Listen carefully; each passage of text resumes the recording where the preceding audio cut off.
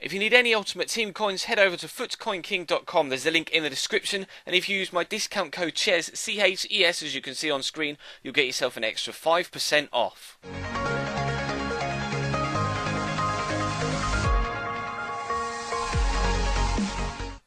Hey guys, how's it going? Chez back again with another episode of the Dortmund Career Mode. It's episode number 30. Thank you very much for tuning in. If you enjoy the video, then definitely drop it a like. If we could hit over 200 again, that would be absolutely epic. As you can see, we're back to Bundesliga action today, still in the transfer window, and we'll get to some more dealings at the end of the episode or in between games. But we start off away from home against Borussia Mönchengladbach.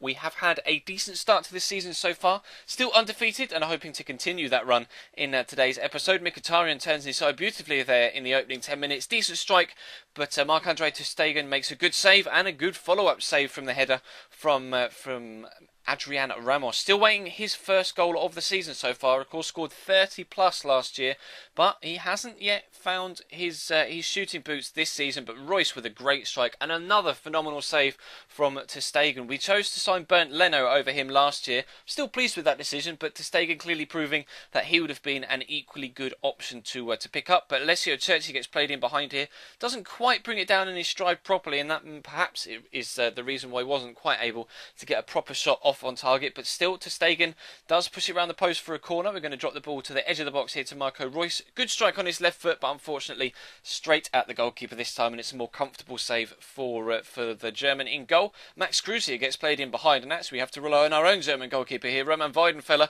twice. The clearance was booted straight at his chest and almost went over the line. Just managed to get back to it and hoof it clear before the half-time whistle went, and that would have been no way to end a half of football. Fortunately, we went in at half-time at 0-0, and Marco Reus is played in behind their line there, and on the hour mark, that is a great strike across goal into the bottom corner off the far post. Ter Stegen can do so much, but he can't keep us out for the long term, and we're able to get ourselves in front. They still came up the other end though, as you can see.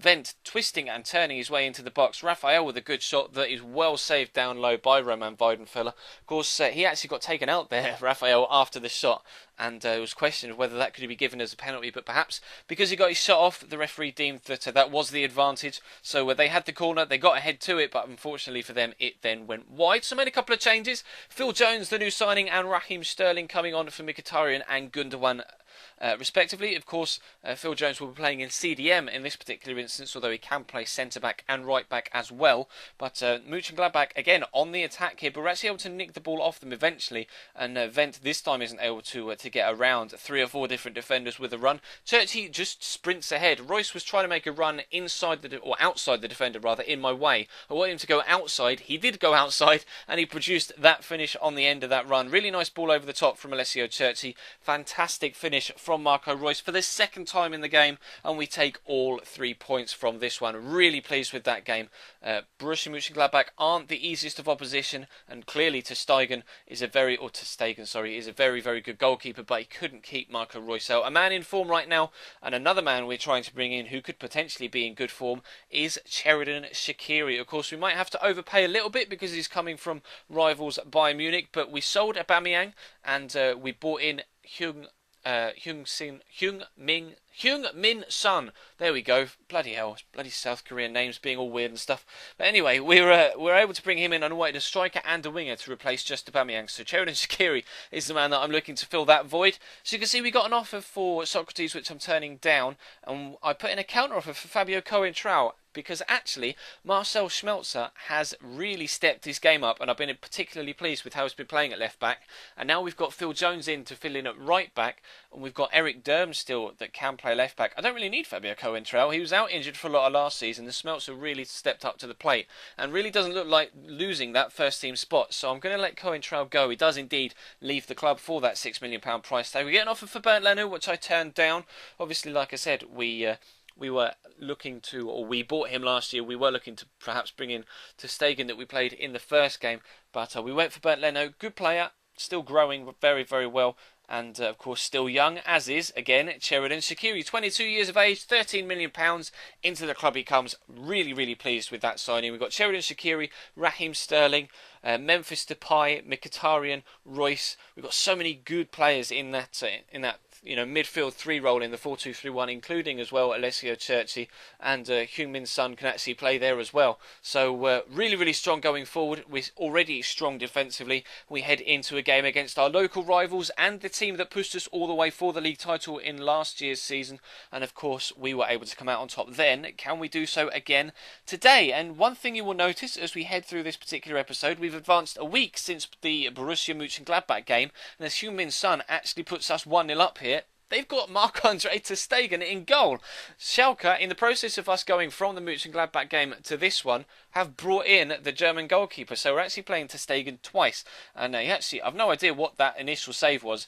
It hits Son on the arm, really, more so than anything else. I think he misses the header. But that's really weird technique on the save from ter Stegen. He was in fantastic form against us for Mönchengladbach. This time around, though, a little bit dodgy. Maybe it's just some opening game nerves. It's new club, not too sure, but they're actually going to have a decent chance here with a header of their own just a few minutes later. But our goalkeeper is on form, Weidenfeller, and he keeps them out.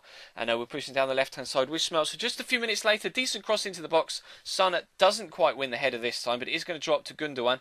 Good turn into Son. Bit of luck with the deflection. Surely he's got to put it in the back of the net. The 5-star weak foot on the right-hand side lets me down. 10 yards out, he should find that bottom corner.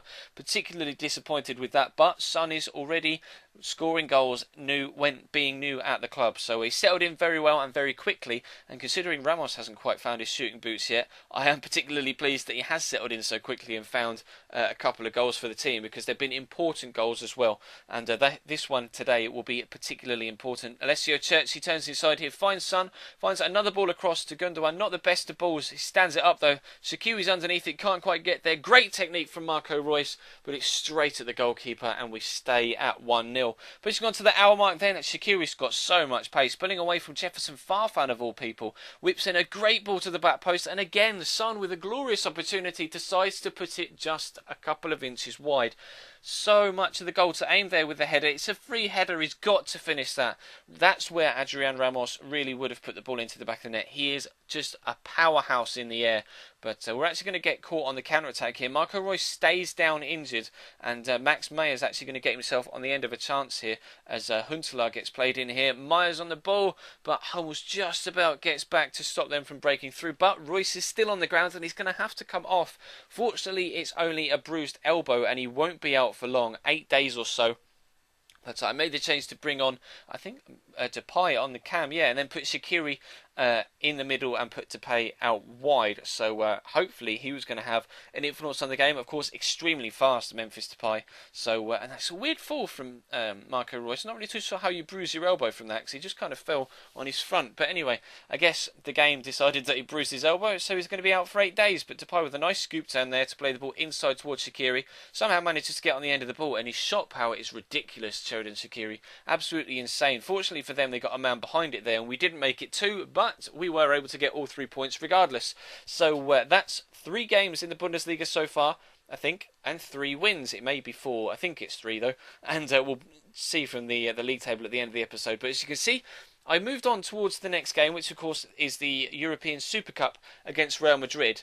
And Marcel Schmelzer asked on the 26th to have his wages increased, and then on the 28th, just 2 days later, because I hadn't been able to do anything yet because it was just advancing, the board decided to put him on the transfer list because I hadn't yet, in the space of 48 hours, offered him a contract. And he only wanted an extra 10 grand a week, as you can see. So hopefully he'll accept that, and then fingers crossed we can keep him at the club, because I've just let Fabio Coentrao go. I don't want to have Marcel Schmelzer, rather inadvertently leaving the club through no fault of my own. But still, we are top of the league. It was only 3 games we've played so far. 9 points, the only team with maximum points at this stage of the season. 4 goals scored, no goals conceded to this point, but we've got very big games coming up. But that's going to bring this episode to a close, guys. Thank you very much for watching. Feel free to leave the video a like if you did. That would be absolutely, if you did enjoy, that would be absolutely superb. Of course, if we get it over 200 again, I would love you all forever.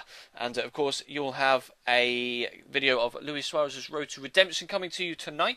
There was a My Player last night. Check the channel page for anything you may have missed, of course, as always. And if you don't know what and when I upload, there is a schedule in the description and on the About tab of the channel page, so that you know exactly what to expect from me and when to expect it. But that's all for today, or this afternoon at least. Luis Suarez's road to redemption tonight, and I will see you next time.